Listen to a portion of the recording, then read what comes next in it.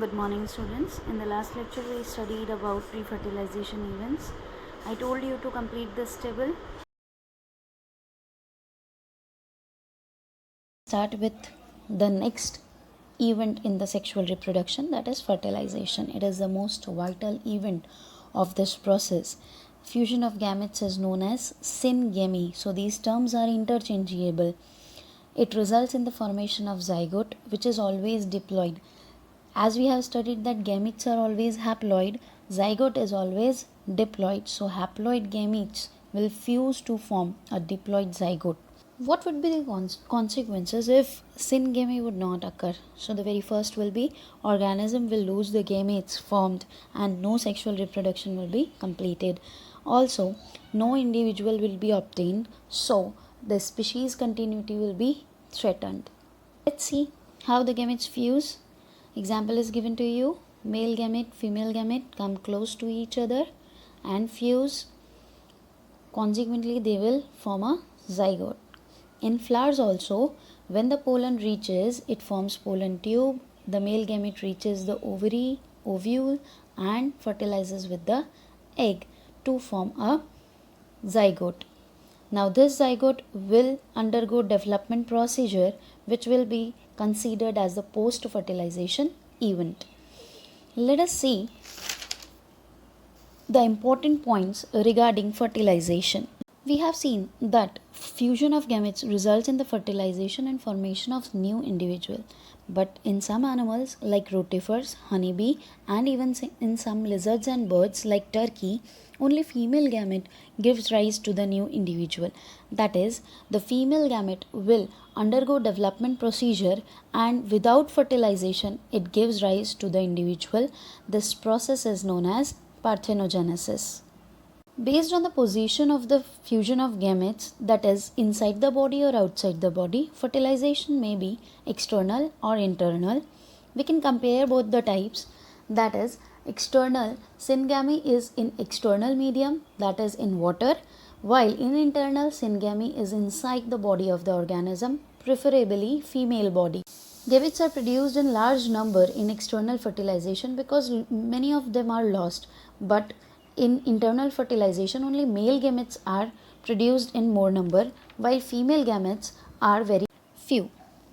Offsprings are extremely vulnerable to the predators as are not protected by the organism in external fertilization. But in internal fertilization, offsprings are protected well inside the organism body. Examples of external fertilization are mainly aquatic animals like algae, fishes, amphibians, while in internal fertilization, mostly terrestrial organisms are involved, such as fungi, reptile, birds, mammals, and majority of plants follow the internal fertilization. In external fertilization, organisms show great synchrony, that is, between the sexes and the number of the gametes which are released. As in bony fishes and frog, large number of offsprings are produced, but their survival is threatened because they are extremely vulnerable to their predators. But in internal fertilization, organisms form egg inside the female body and here they fuse with the female gamete. Male gamete is motile, reaches to the female gamete. Large number of male gametes are produced and very few eggs are produced, which ensures the survival of the offspring. In seed plants, non-motile male gametes are carried to the female gamete by pollen tube. The third and the last types of events, that is post-fertilization events. These events occur after the fusion of gametes, hence are known as post-fertilization events, includes the formation of zygote and embryogenesis. Zygote is the vital link between the organisms of two generations, that is present generation and the future generation. All the sexually reproducing organisms begin their life from this single cell zygote. Formation of diploid zygote is universal. Zygote is produced in external medium when external fertilization occurs. If the internal fertilization is the condition, zygote will be formed inside the organism. Further development of the zygote depends on the type of the life cycle and environment to which the organism belongs. As in fungi and algae, a thick wall is developed surrounding the zygote. Zygote becomes resistant to desiccation and damage due to this thick wall.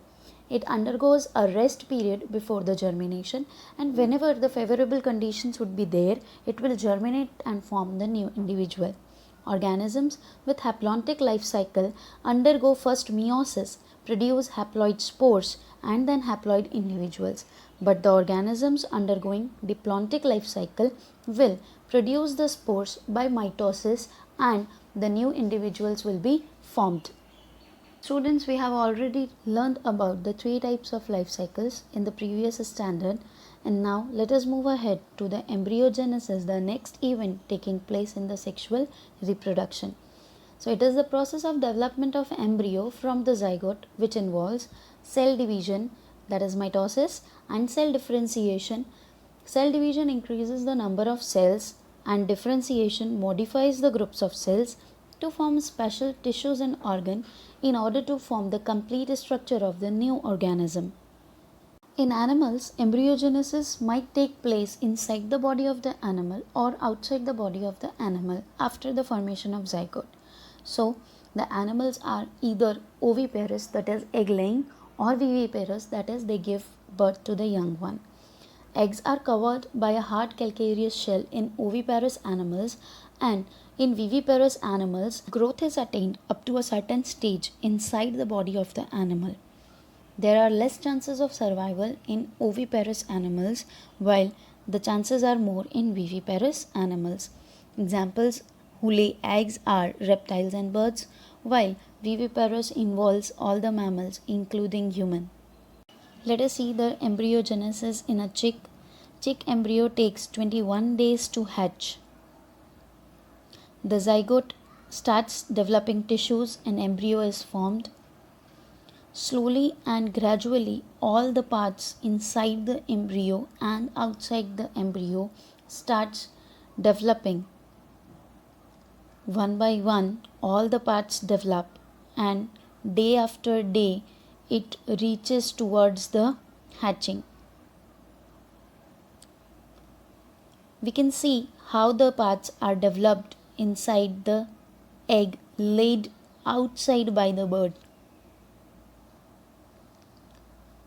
Once the embryo is covered with feathers and has developed all the necessary organs and parts, it starts producing hole inside the shell in order to breathe. When the size of the embryo keeps on increasing, it finds difficult to accommodate inside the egg.